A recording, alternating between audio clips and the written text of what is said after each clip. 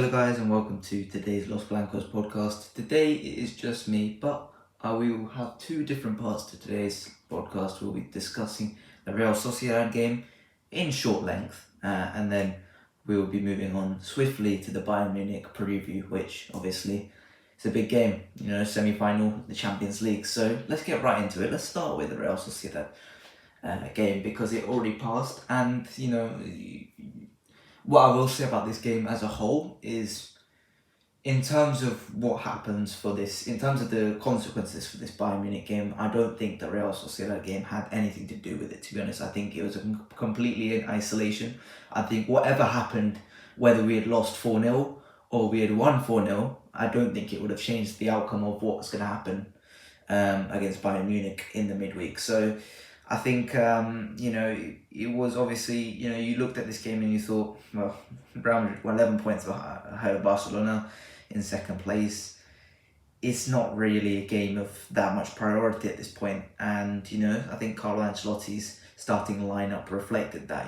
In goal we started with Kepa, which for me, I've discussed this before, I think Kepa deserves it because, he stood on the sidelines, he's supported Lunin when Lunin's taken his spot, and he helped him in the Champions League quarterfinals with the penalties, and I think Kepa's just been a good teammate overall. And I think I've already discussed this, how I think bringing Kepa back for 5 million isn't the worst deal, because I think as a third choice keeper, Kepa, you're not going to get much better than Kepa. So I think for me, Kepa would be, I'd be happy to have him. If we're willing to pay 5 million for him, I think it wouldn't be the worst bit of business, because I personally like him as a teammate, as someone who be in the dressing room to help us. I think Kepa's a good guy, and I think when you want to call up on him, I think he won't be Courtois, but he'll still be a decent keeper. So I was quite happy with Kepa, and I thought he was decent enough against Real Sociedad to the point where he got a clean sheet. So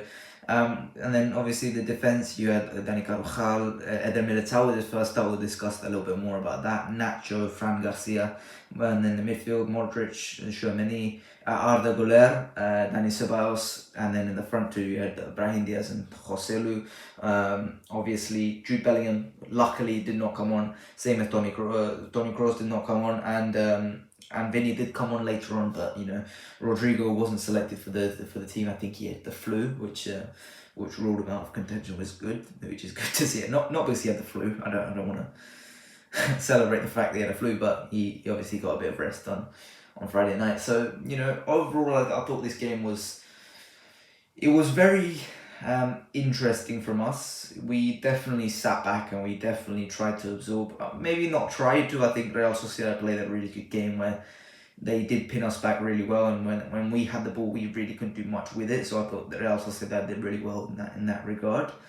And I think it resulted in the overall stats at the end of the game. We had 44% possession, and we ended up with 5 shots total in the whole match, which you don't really see Real Madrid do that much often, and 3 shots on target. Going the other way, you had Real Sociedad 9 shots, and they had some really good chances in there to definitely try and win this game. They were really good. I thought they pressed us to really well, and they were really effective in that. But the chance creation, it wasn't there for Real Sociedad. It seemed that points were the front three for Real Sociedad, whereas Barrenechea, Oyarzabal and Kubo, they looked a bit isolated from the midfield. But I thought that guy Beñato Torrientes in midfield, I thought he looked absolutely fantastic. I think the commentator said he was 22. I think he looks a real talent. He looks really good, which I had to say that coming into this game. And I think overall, I think Oyarzabal caused us a few problems, but he wasn't really. It just felt like they were lacking that one last bit. Torrientes had a few chances for himself, which he created for himself, but overall, Barrenechea didn't really do much. Oyarzabal had a few chances, but overall, for a player of his quality, I think he didn't do much. And then Kubo obviously had a few definite dribbles and stuff like that. He was really quality, but apart from that, the goal which he scored, which was ruled out, it was fair enough. I don't think you can argue with that, to be honest, because was it Barrenechea who tackled Tchouaméni, and it's just he got none of the ball there. There's no there's no need to go and tell everyone, no, the Real Madrid robbed us. So there's simply, it's just no way that's not a foul. So that's all good. I thought we were good enough. That's the way I put it. We were good enough to get a result from this game, and maybe we were a bit lucky to get 1-0 because I thought, at points, especially in possession, I thought we were a bit lackluster. I think the defence really, the midfield really struggled to get it forward, and I thought Joselu wasn't really cut out for this game. I thought we tried to play on the counter attack a lot, and with the players that we put out, we tried to play the counter attack a lot in this game, and as a result, Joselu's not going to be effective in that way. You know what Joselu's good at, and that's if you put in the crosses, he will take those chances.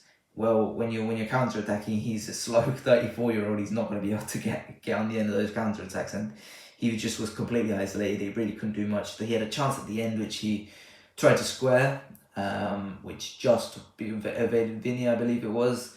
But apart from that, he really didn't do much in the game, and you can't really blame him. He is what he is at this point. He's very limited, and in terms of what he does really well. But you can't put him in a game like this and expect him to do much. But there aren't really too many alternatives on the bench. If we wanted to give these guys rest, which was happy by Ancelotti to give these guys rest in this game. Let's discuss Eder Militao, because I thought first start back.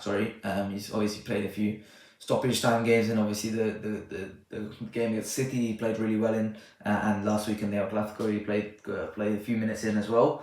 The first start, and I thought he was exceptional. I thought he was really, really good. There were some dodgy moments. I remember one where he just let it go past him through his legs and he couldn't really recover it. But overall he looked really, really solid. He looked that sharp version of himself. And there were those dodgy moments. But Carlos said before the game, Militao wasn't 100%, and those dodgy moments are going to exist. So.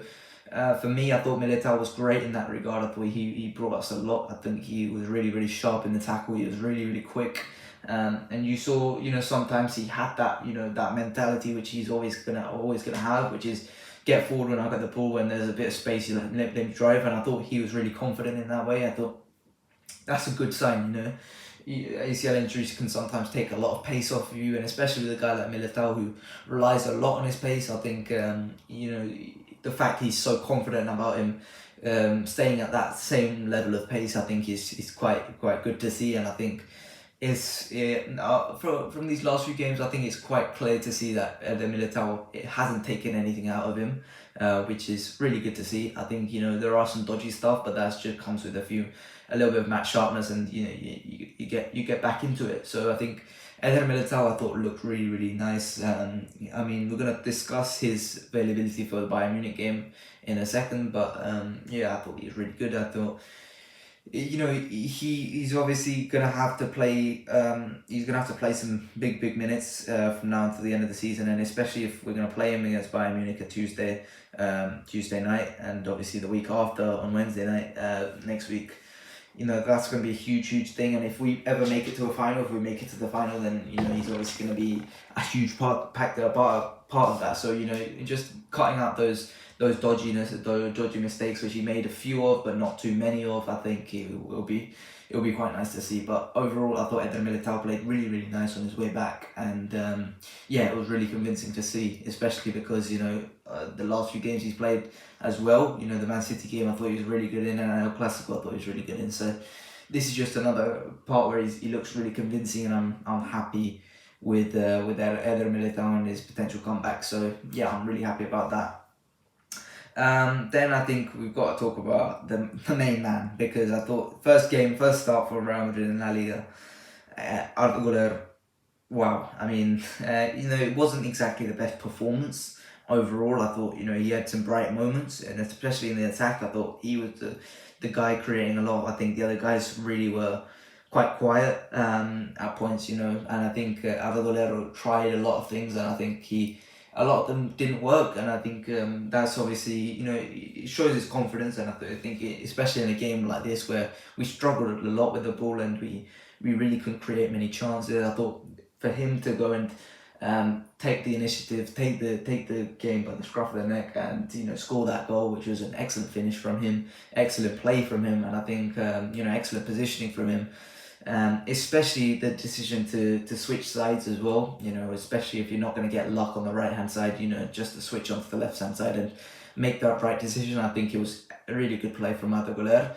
And I think it was really convincing. First goal, with the first start, I think is fantastic, and that adds to his La Liga total, which is obviously 2 goals now, which is, I'm really happy for him. I think he's warranted it now, and I think from now until the end of the season in La Liga, a lot of these games are going to be dead rubber games. Where we're currently 14 points ahead of Barcelona, with Barcelona going to play tomorrow night against Valencia. I'm really happy with ARDA Descends. He's going to play a lot of these minutes from now until the end of the season, and not every game's going to be like this one, where he couldn't really make his impact because of the whole team's struggle in position. I think in other games where we're going to have Vinny, Kroos, Rodrigo, we're going to have these guys on the pitch. I think ARDA is gonna be able to benefit from that as well. So I thought, especially in the game where we struggled in possession, I think him taking the initiative to be the man to win us the game, I think is really convincing, and I'm so happy about ARDA Descends. He looks like he's gonna come good, because every single game he plays, every appearance he makes, every 5-minute cameo that he makes, he looks like he's gonna make an impact off the bench. And I think first game, I think Carlos just got to see this and say, what, I've got to play this guy a little bit more. So, from now until the end of the season, it's Carlos guaranteed that he'll be here next season. It'll be interesting to see how his minutes go next season. I think a lot of it had to do with the fact that he was getting injured at the start of the season, and by the time he came back, it was already the time where Real Madrid had to lower that starting rotation. You had to make sure that you were getting results in January, February, when ARDA Descends came back, and you couldn't really play him.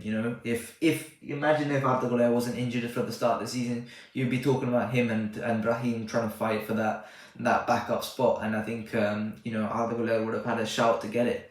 But the fact that he missed that start of the season made sure that Brahim was immediately ahead of him in the pecking order, and I think Brahim deserved it. And I think he obviously suffered as a result of that. But now he's got a chance to make his spot in the team, because of the work that the team's done to get so far ahead of Barcelona and coasting to the league title now. I think I'm more than delighted with ARDA Descends, and I think I'm excited to see what he can do next week. I assume he's gonna play. I'm just checking the fixture, who we're going to be playing next week. I had it in my mind a couple of days ago. We're playing Cadiz next week, and that's a very, very good match week in La Liga, actually. Match day in La Liga, where it starts off with Real Sociedad Las Palmas, Real Madrid Cadiz, then Girona Barcelona, and then ends with Mallorca Atletico. So that's a very good day for La Liga. But ignoring that, I assume he's going to play against Cadiz next week, especially if the starters are rotated once again to facilitate for the Bayern game. But I thought he was great. Let's move on to the next player. I think Brahim Diaz and Dani Ceballos, I thought these two were really quiet. I thought Dani Ceballos made himself a little bit more known than Brahim Diaz. I think Brahim Diaz can often fade a little bit in these games. We've obviously know this. I've discussed him at AC Milan, and I watched a lot of AC Milan for the last 2 years. I think I watched a bit too much of AC Milan, to be totally honest, over the last 2 years. I haven't watched too much of Serie A this season, unfortunately, but the previous 2 seasons where he was, maybe previous 3 seasons where he was at AC Milan, I watched so much. So, practically every week I watched AC Milan. I was watching AC Milan as much as I was watching Real Madrid, and I think I saw too much of how Brahim Diaz played a fantastic game, and then 2 weeks later you were like, Brahim Diaz is playing this game, really? you couldn't tell he was on the pitch, and I think he often does fade in these games. We didn't see it too much at the start of the season, but it's happened a few times towards this part of the season. I'm not too nervous about that. I think it's just the type of fixture that he's in. you saw against Man City, he made his impact known, and I think, I'm not too worried about Raheem Diaz, to be totally honest. He's still such a valuable player to have. I'm completely fine with him fading in a couple of these games, especially if other guys like Arda Guerreiro is going to step up. I don't mind him having an off game. But Dani Ceballos, we're going to discuss Dani Ceballos because I think a lot of rumours have been happening this week about Dani Ceballos to Atletico Madrid. I really hope he doesn't go to Atletico because he genuinely does seem like a guy he likes Real Madrid, and he's not like a guy like Marcos Llorente who's a snake and goes to Atletico Madrid. I think he's genuinely a guy who likes us, and I think it would be a real shame because I like Dani Ceballos. I think he's a really good player, and I think he brings so much energy, he brings so much tenacity, which I love in a player. Especially in big games. I would hate to see him go to Atleti. I think he would be great for Atleti, which would be the worst thing. He's exactly what Diego Simeone would want in the midfield. I really don't want to see us, go and strengthen Atleti even more, which it would be really, really annoying. I think for me, if I was wanting to see Dani Ceballos go, I wouldn't want to see. I think next year, especially if Modric is leaving, I think Dani Ceballos can get more minutes. I think you've just got to say, Danny, just wait more and more year and make sure that you can get some minutes next year, because I think he can be valuable for us definitely in a lot of games. But next year I think the perfect move would be that he goes back to Real Betis. I think he would be an excellent player for them. Imagine that. Isco, Fekir and Dani Ceballos in the midfield. We're forgetting about Sergio Canales as well. So that's a very, very tasty midfield. It must be said, but I think I would be disappointed to see Dani Ceballos go, because I think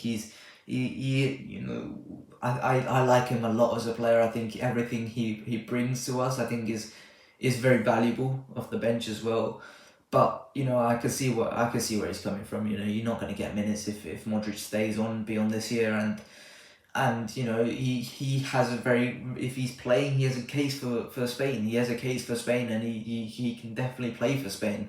So this is where I say, fair enough. If he wants to leave, he can leave, because I think he deserves that opportunity. But I also would like to see him stay at Real Madrid, because maybe not, this game's not the best example because he wasn't great this game, but I think he can be a genuine player for us, and I think he can provide us with a lot of squad depth. And I think, especially with our attack bolstering, I don't think you want to start to lose a little bit of grip in the midfield, especially with our midfield looking so juicy right now. So yeah, that's what I think about Dani Ceballos. I thought Fran Garcia. Let's move on to Fran Garcia. While we're at it, I think Fran Garcia was nice. I thought he got up and picked up and down the pitch, and I thought, notably, I thought that Fran Garcia's defensive contribution in this game was really, really good. I thought he was getting back and he was making some valuable recovery runs. I thought, that was really, really good to see from Fran Garcia. And I thought, that was really, really good to see from him. I think you've obviously not seen a lot of him over the last few, but I think, especially these last few games, I think we're not going to have an Atleti game, let's say. So let's go and see what he can do from now until the end of the season. There's been a lot of rumours about Alphonso Davies. Maybe that's de-escalated over the last few weeks. I personally love Alejandro Grimaldo from Leverkusen. I think he's just a fantastic. He is the complete fullback, and it would be a joy to see him at Real Madrid, especially to annoy the Barcelona fans, because he's obviously ex-La Masia as well. So that would be excellent. But if Fran Garcia can make his case, I would be more than happy to keep Fran Garcia, because he brings us something which is so unique, which is that ridiculous pace and crossing ability, which obviously no one else brings. So I think 5 assists this season he's brought to us. I think that's valuable. That's obviously valuable, and a lot of them have been in good situations where he's had to contribute. So I think I'll be more than happy to keep Fran Garcia around. But yeah, but overall, I think this Real Sociedad game, it was a bit, boring. To be totally honest, it wasn't exactly the most thrilling game, but we got the job done. We're 5 points away from winning La Liga officially. We're even closer if Barcelona drop points to Valencia tomorrow night. So I mean, that's all I've got to say about that. I think it's just a important win. You're always gonna want to get these wins, and I think especially stadiums like Atlanta where we struggle.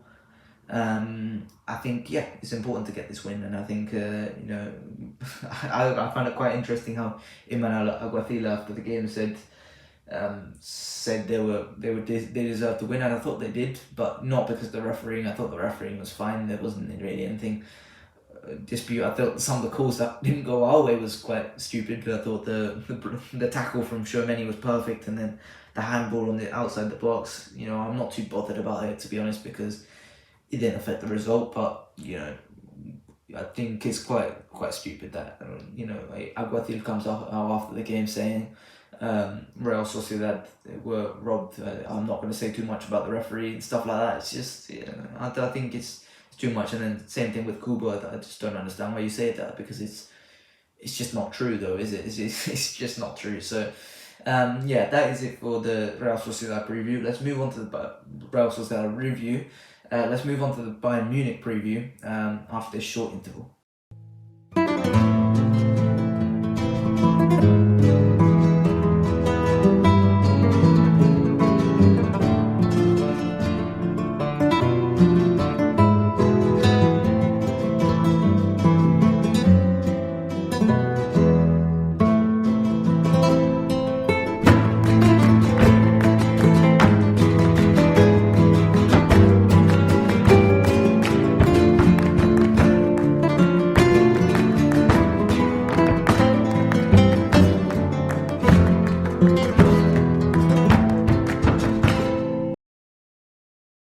Okay, so we're straight back into it. Let's talk about Bayern Munich, because it's a big old game, isn't it? It's a big old game, because you don't get much bigger than Real Madrid versus Bayern Munich in the Champions League, do you? And I thought Bayern Munich are a very dangerous team, and people are gonna say what they want about that, but they still are. I don't care what you say, they are one of the most dangerous teams in the world, even if they have struggled this season. And I think Real Madrid fans, I've seen too much of Real Madrid fans being cocky before this game, because it's definitely not that situation. Bayern Munich have got that ability to make sure that they get stuff done. And you saw that in the last leg. Everyone made Arsenal the favourites. I believe that Bayern Munich would go through pretty simply. It wasn't as simple as I thought it would be, but I think Bayern Munich got the job done, and I never had any doubt in my mind that Bayern Munich would go through in that game. I thought overall they just got the job done, and I think Real Madrid fans should not expect any less in this game. I think you should be prepared to go out with war, because it's a we have a very equal record with Bayern Munich head to head wise in the Champions League. It's pretty damn even. In the last 5 years, not so even. We've won 6 games. Bayern Munich have won 2. So it's not been very even over the last 2 years, but last 5 years. But all time, I think it's something like 13 to our favour, and then 12 for Bayern Munich off the top of my head. But you can see it's very even in that regard. I mean, let's talk about Bayern Munich, because if I was to go through their predicted lineup for the game on Tuesday, I think goalkeeper Manuel Neuer. Manuel Neuer has been really great when he's come back this season. He's been, he's even at age 38, he's still fantastic, and you just wonder when this guy gonna decline. He's just not declining. He refuses to go out, and Bayern Munich have been talking about new goalkeepers for, it feels like 5 years now. Ever since that Neuer injury in 2018, which ruled him out of the World Cup. I thought not the World Cup, which ruled him out for most of that year. Where Ulreich had to come in, Bayern Munich was starting to talk about a new goalkeeper, and he's still here, age 38, playing fantastic football, and I think he's been really great for them this season, even if Bayern Munich have been pretty whack. Right back Joshua Kimmich, I think Kimmich has been, he's been really good when he's been moved back to right back, and I think the Joshua Kimmich 6 experiment, it was good. I think he was really good when he was called up on, but I think he is, at the end of the day, he is an excellent right back, and I think Bayern Munich clearly need him more at the right back position, and I think he has now realised that. He caused up a bit of a fuss earlier in the season for playing right back, but I think he's just an excellent right back. He causes, and I've seen people say that Vinny versus Kimmich is an absolute whitewash. I don't think it is, because as much as Kimmich might not have the pace to keep up with Vinny, I think Kimmich is so smart as a footballer, and I think he will find a way to deal with Vinny. I think he will find a way, and Vinny can create moments, and I think Vinny I believe Vinny will have the better of Kimmich over the two legs, but I don't think it will be some sort of easy, ridiculous whitewash where I think Kimmich will absolutely destroy Vinny, or Vinny will absolutely destroy Kimmich. Sorry. The centre backs. This has been a bit of contention for Bayern Munich this season so far. I mean, in terms of what they've currently, I mean, what they've had for most of the season, it was mostly Upamecano and De Ligt for most of the season, but it's now switched. You're talking about now a situation where, in January they brought in Eric Dyer, which most people laughed at, including me. I didn't think Eric Dyer was anything more than just a simple simple stopgap, just a body. But he's been really, really good. I literally cannot make fun of him, because he looked really, really, really damn good. And I think overall, I think you're talking about a situation where I think Bayern Munich will play Eric Dyer at centre back alongside De Ligt, and people can say he's a weak spot in their team, but he's really not. I think he's been really good when he's been called up on now, and I think although we can definitely take advantage of him, I think he's not going to be some sort of ridiculous advantage. As if they were playing me at centre back. It's not gonna be that sort of advantage. De Ligt is obviously still a fantastic player, and I really do rate Matthias De Ligt at this point in his career. I think people have obviously said he's been a flop, which I don't buy. I think he's been fine. And yeah, I think those two at centre back, they've been a really good partnership, especially with the fact that although Dyer's not the quickest, I think De Ligt is obviously makes up for that a little bit, and then obviously in the recovery runs from Konrad Leimer as well, I think he's been good as well, and obviously what Neuer can do as a sweeper keeper as well, so that's obviously huge. But the main thing for Bayern Munich, I think, that's switched. I think the main thing that Bayern Munich have done, which has completely changed the way they've played over the last few games, and if we were just to look at Bayern Munich's most recent games in a vacuum, yesterday they beat Eintracht Frankfurt 2-1, then they beat Union Berlin 5-1 last week, then obviously Arsenal 1-0, then Cologne 2-0, then they beat Arsenal, they drew with Arsenal 2-2, and previous to that they lost 3-2 to Heidenheim, and then 2-0 to Dortmund. So a lot had changed, and I think it's all changed because of this left hand side. They dropped Alphonso Davies. I don't know whether that's over the contract dispute or just purely due to contract, or just due to tactical reasons. But Mazraoui looks really good at left back, and Guerreiro looks really good at this left hand side of midfield. These two together, they look really technically fantastic, and they look, I think Davies is a fantastic player, but he can't achieve what Mazraoui and Guerreiro are doing technically on the left hand side. They look so good in possession, and when they get the ball in this kind of dynamic, that you just don't look like you can get the ball off them in this left hand side. And you know how good Rafa Guerreiro is at creating chances, and I think he's been a real revelation for them on this left hand side. I think he's been fantastic for them. And then obviously in the midfield too, you're talking about a situation where you got Goretzka and Ralaima.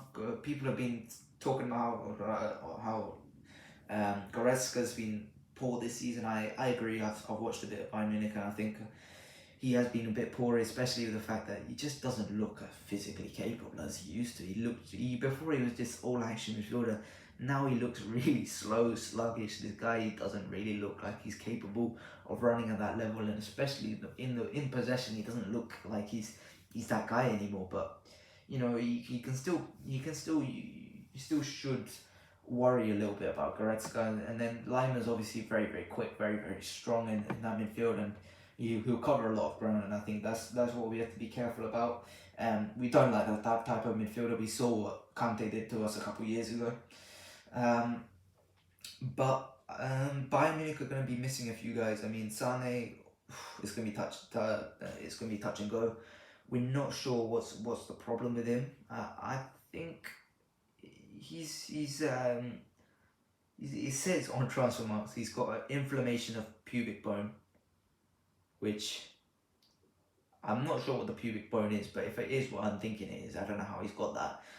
Then it's also saying that Kingsley Coman's got an adductor injury, so whether that's something to worry about, I don't know. Serge Gnabry's got a torn muscle fiber. He's already missed 4 or 5 matches as a result of that. The return's meant to be tomorrow, so he will be back for that game, I think. And then Sacha Boey's obviously going to be out for a longer period as well. And Bunasar as well, but he's not going to play, so that doesn't really matter. Yeah, and then in the attacking midfield, you're obviously looking at Jamal Musiala, which obviously he's been excellent. He's an excellent player. He's one of those guys where you're just like, when you watch Bayern Munich to watch him, I think, and to have that at age 21, I think he is. It's just a joy. I think he's a joy to watch, and although this hasn't been one of his proudest seasons to have, which in a very short career is something to say, but you know he's still got 10 goals, 6 assists, which is by no means in the Bundesliga as well. By no means is any pushover. I think he's been fine, and I think in terms of moments he's still been really, really good for Bayern Munich, and I think you still have to be wary of Jamal Musiala, especially in moments. You have to get him out of there, and you have to make sure that he's dealt with, and I think you can definitely deal with him with the players that we've got. Then in terms of the right wing, this is where I'm a bit confused. I'm not sure. The predicted lineup says that Thomas Muller would be playing right wing, but I think it will be Serge Gnabry, especially with the fact that Tuchel said Serge Gnabry will play and he will score, which was interesting. I'm not going to say too much about that. But yeah, Muller's obviously going to be a problem. He's always going to be a problem. It's Thomas Muller in the Champions League. It's always going to be a problem. So we have to be wary about that. And especially with a guy who's, I believe it's just him and Kimmich that would have played, and Neuer obviously, that would have played Real Madrid in those years, in the 3-peat years where, you know, it would have been those big old games. I think he's going to want to have revenge on Real Madrid. It's been quite a few years since it happened, and I think he's going to want to have revenge over us for those years where we knocked them out. And then obviously up front, Harry Kane. You know, there's not much to say about him. He's been average. He's been really average. 35 goals in the Bundesliga, which is ridiculous. How many the Lewandowski scored? Something tells me Lewandowski scored 40 in that year, where he broke Gerd Muller's record, or did he score 41? I think it might have been 41. I'm just going to quickly search that out. But as I talk about that, I mean, you think Harry Kane's just been, he's been fantastic, as he always is. I mean, you can't really say anything bad about Harry Kane. You know, even if he's causes some sort of problem, which he doesn't. I don't buy that at all. It's not his fault that Bayern Munich have gone down this season. And as I searched up, it's 41. So he's got, I don't know, like maybe 4 or 5 games to get to 41 goals, which I believe he can definitely do. But Harry Kane's been fantastic, and you know, although he does drop deep and he does do all this stuff, he's still going to be a problem, because in terms of finishing, you can't get much better than Harry Kane. He brings everyone else into play, and especially with those attackers that Bayern Munich have, you've got to be wary. And you know, we've had problems. You know, one of the main things that City didn't do, which they should have done, which is to bring the movement of those attackers was just not good enough. They were not drifting well enough. And Haaland obviously was just a ghost in the box, so that's obviously not what Kane's going to do. Kane's going to want to get on the ball and to make things happen, and there will be runs in behind Muller. You're not going to be able to track very well. Musiala's going to want to get on the ball, and you're talking about maybe if Gnabry comes on, and then Coman or Sane if they're fit, and then you're talking about these problems. So you're just going to have to deal with that. I think that's going to be a huge problem for us to deal with. Harry Kane's going to have to be marked well, and I think we've got a guy to mark him. Rudiger's going to have this tough task, but I trust Antonio Rudiger. Although, it must be said, if I recall well, Chelsea didn't have too many great games against Tottenham. Actually, no. That's Arsenal. Arsenal didn't have too many great games against Tottenham in terms of stopping Harry Kane. I think Chelsea had a much better time of it, but it's still not great, I don't believe. So, don't quote me on that, I might be wrong. But yeah, I think that's going to be a huge thing to deal with. We have to make sure that we have to deal with that well. Kim Min-jae, I think he might come on later on. Matthias Tel, I think Tel's going to be a huge super sub for Bayern Munich. I think that's going to be something we have to be wary of, and especially if Alphonso Davies comes off the bench, you're going to have to be careful that Alphonso Davies just doesn't run riot against us, because it's going to be coming up against tired bodies and potentially tired Lucas Vasquez on that side. That could be absolute food for Alphonso Davies against the tired defence. Alexander Pavlovich is a good midfielder, but I'm not sure whether he's going to be involved in this game. And then Brian Zaragoza, who played for Granada earlier this season, obviously transferred. He hasn't really played for Bayern Munich, which is a bit disappointing. I really liked him at the start of this season, but whatever. That's not my decision. That's Tuchel's decision. And it must be said, in addition, Tuchel against Real Madrid in the Champions League hasn't been good for us. I'm just going to say that. It hasn't been good for us. And I think the only reason Chelsea did not go through a couple years ago in that great run from us was because Chelsea, Kante made that silly mistake, and Luka Modric played the most ridiculous football I've ever seen in my life, or straight onto Rodrigo's foot, and stuff like that. It always happens. So I think Tuchel, you have to be wary of Tuchel, because he's always had a number in the Champions League, and he's one of the guys who I genuinely fear, as well as Bayern Munich, one of those teams that I genuinely fear in European competition. And I think, especially with this team, he's got all the tools that he needs to go and make this a good game for Bayern Munich, and especially the fact that Bayern Munich have got nothing else to play for. From now until the end of the season, it is dead rubber after dead rubber for Bayern Munich, apart from these Champions League games. So they will be fighting for what this is potentially one of the last times Thomas Müller or Manuel Neuer will have to win that Champions League with Bayern Munich, and they will want to win that, especially against Real Madrid. They would want to win that no matter what. So we have to be careful about that. Thomas Tuchel will be making sure that he exploits every single one of Real Madrid's weaknesses. That press is going to be a little bit of a problem, especially if they press really high right from the beginning. I think that's going to be a huge problem, but it's not Man City, so I don't think that's going to be as much of a problem that it potentially could be. We need to exploit high line. I think Bayern Munich will be playing the high line. I think this will be Vinny's time to shine, especially if he's coming up against Joshua Kimmich. I think he can definitely, that's one place where he has to try and exploit, which is the pace difference. He has to make sure that it's not a game of 1v1 in terms of just intelligence. It has to be 1v1 in terms of pace. So Vinny has to do that. But let's talk about Real Madrid starting lineup. Goalkeeper Andre Lunin. You can say what you want, he didn't out of Glasgow, but I still trust him. I still trust him, and we'll talk about Courtois next leg. I'm not going to talk about him now. We'll talk about Courtois next week. But yeah. Right back, Dani Carvajal suspended for this game, so we're going to have to put in Lucas Vasquez. And I don't care, because Lucas Vasquez is going to score a hat-trick and provide 3 assists. So, who needs Dani Carvajal? You got Lucas Vasquez, yeah? But yeah, I think that's going to be a huge impact for us. I think we're going to have to make sure that he isn't exploited too much. But guess what? We got Fede on a good night's rest. We've got Fede for a week off, and I think that's going to be huge for us. And then centre backs. Now here we are. Rudiger. I've gone for Rudiger and Tchouaméni. I still don't want Militao starting at this point. I know he was good against Real Sociedad, but I did see that dodgy moment where I thought, maybe not. I'm still a bit nervous about Militao, and I think second leg he'll be ready, but I think he's not 100%, don't go ahead and put him in, because I think that could probably be a few problems, because if he's turning that ball over to Anderberg and Shea, I think that's not going to cause too many problems. But if he's turning that ball over to Jamal Musiala instead, then we may have a problem. So I'd go for Tchouaméni at centre back in this game. I don't think Tchouaméni's as needed in this defensive midfield role as he was against Man City.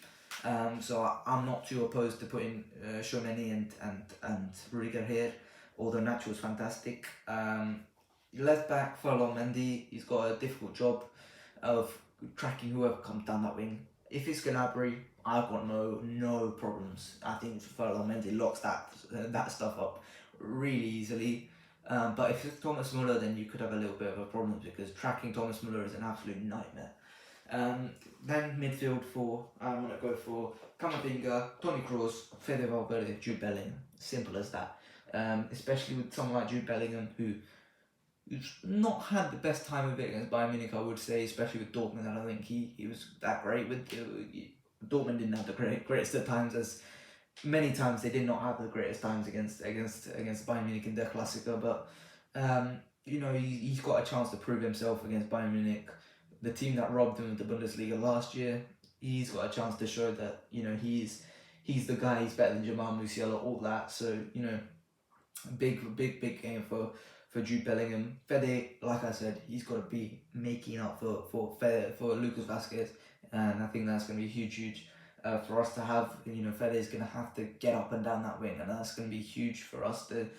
There's going to be a big matchup, whether if Alphonso Davies is introduced, especially with the fact that I told you about the Mazraoui Guerreiro thing. It's going to be, we're going to have to try and restrict Guerreiro of the ability to create those chances, and especially Guerreiro gets those chances to cross and put it in for Harry Kane, then that's going to be, that's going to be a problem. But like I said, Rudiger on Harry Kane, make sure he is his shadow. He is his shadow, and you make sure that Rudiger does not lose sight of Harry Kane. Then the front three, Vinny and Rodrigo, no problems there. And I don't think we need to discuss that further. Rodrigo should be trying to exploit Eric Dyer, and Vinny should be trying to exploit Joshua Kimmich, my man blank there. That's the obvious pace difference, and they'll be going for the high line. The ball is there available over the top. Toni Kroos, please, this is the game. This is the game, Toni. Get that in. And then the subs off the bench. I think this could be a game for Joselu. I think depending on how it goes, especially in the second half. I think this could be a game for Joselu to come on, but obviously the typical guys, Brahim Diaz comes on, Luka Modric comes on.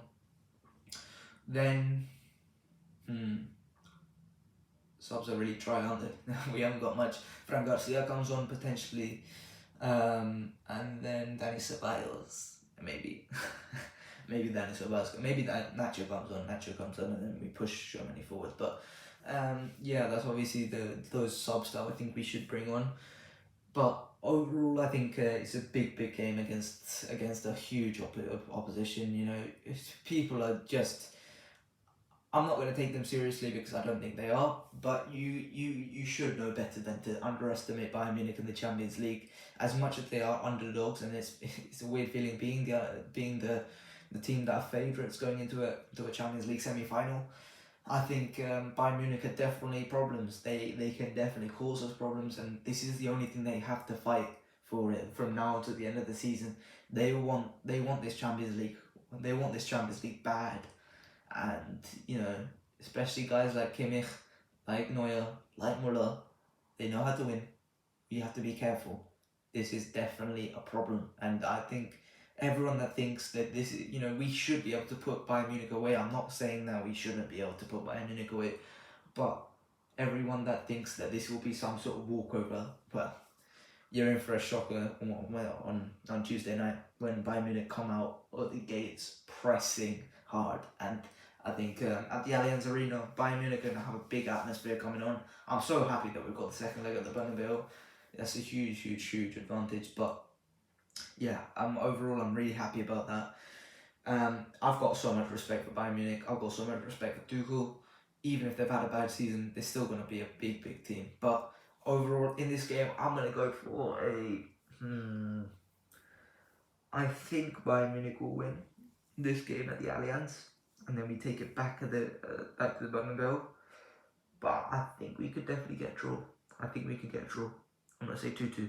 2-2. I'm gonna say Bayern Munich go 1-0 up with Harry Kane. Then I'm gonna say Real Madrid go 2-1 up. I think Vinny and Rodrigo score, and then I'm gonna say that. Let's say that De Ligt heads them to a draw. So I think that's what's gonna happen. I also, a quick one. I think that famous Ronaldo Benzema photo in front of the Bayern Munich logo. I think the PR team will get Vinny and Rodrigo to recreate that, which will be absolutely cold. So yeah, that's it for today. I hope you guys have enjoyed. Please like, subscribe, and I'll see you guys later. Bye bye.